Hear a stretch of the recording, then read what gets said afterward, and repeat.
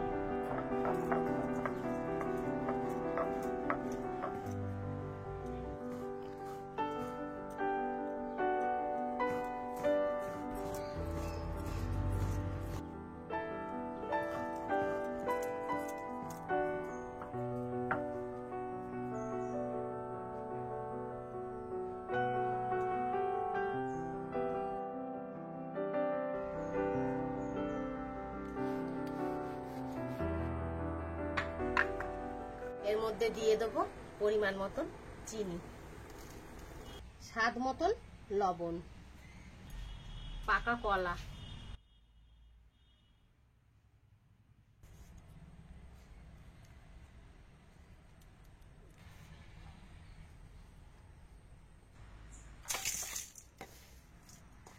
তাল ঘষলে কি সুন্দর কাই বেরোয়।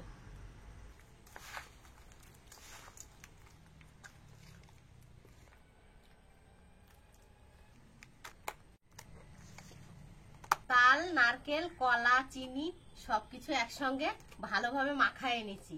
যত মাখানো ভালো হবে জিনিস খেতে তত ভালো লাগবে। এইবারে বেটে রাখা চালের গুঁড়ো দিয়ে আরো ভালোভাবে মাখায় নেব।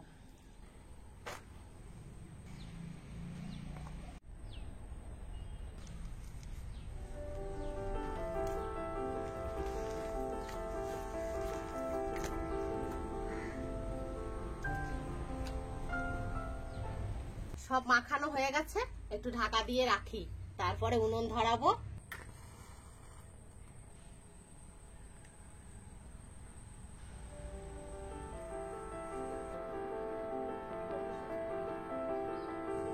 উনুন ধরে গেছে। পোড়া পিঠে করার জন্য উনুনে তাওয়া বসায় দিলাম, তাওয়া গরম হতে থাকুক। দাদা ভাই কলা পাতাগুলো সাইজ করে কেটে ধুয়ে পরিষ্কার করে এনে দিয়েছে।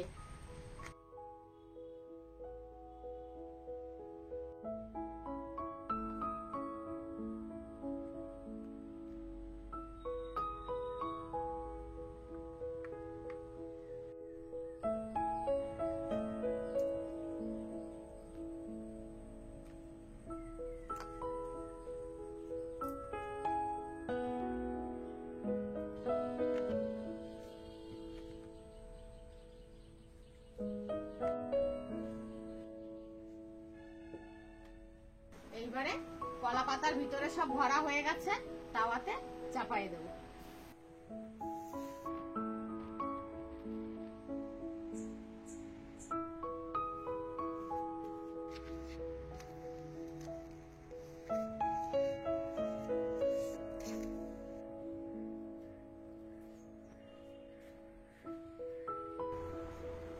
এক এক করে আমাদের সব পাতার পোড়া পিঠে ভাজা হয়ে গেছে।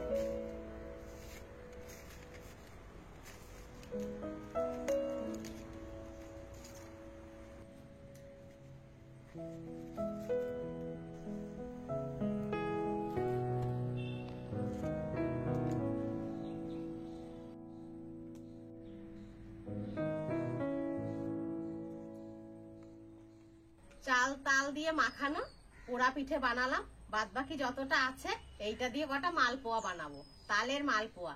এই উপকরণটার ভিতরে শুধু একটু গরম করা দুধ দেবো, তারপরে মালপোয়া গুলো ভেজে নেব।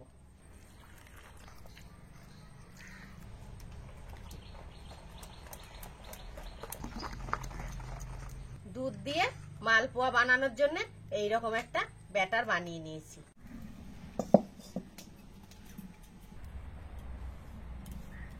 মালপোয়া ভাজার জন্য কড়াই গরম হয়ে গেছে, কড়াইতে দিয়ে দেবো সাদা তেল।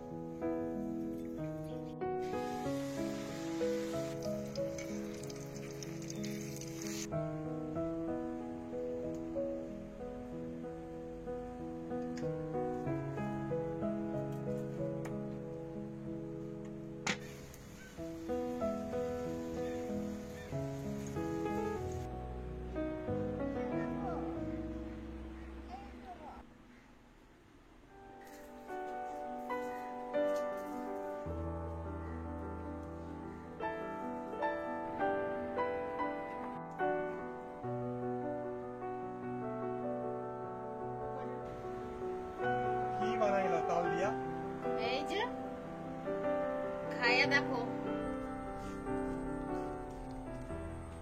ভিডিওটা প্রথম থেকে শেষ পর্যন্ত দেখার জন্য ধন্যবাদ। ভিডিওটা যদি ভালো লাগে একটা লাইক করবেন, কমেন্ট করবেন, নতুন নতুন রান্না দেখার জন্য বিলাকুক চ্যানেলটা সাবস্ক্রাইব করবেন, পাশে থাকবেন। কেমন হয়েছে? দারুণ হয়েছে, দারুণ। আপনারা সহজভাবে এইরকম করে বানিয়ে খেয়ে দেখবেন। আপনারা যে যেখান থেকেই দেখছেন কমেন্ট করবেন। ভালো থাকবেন, সুস্থ থাকবেন। দেখা হবে আরেকটা রান্নার সঙ্গে। জল খাইছো? পিঠে খাইছো? ভালো হয়েছে?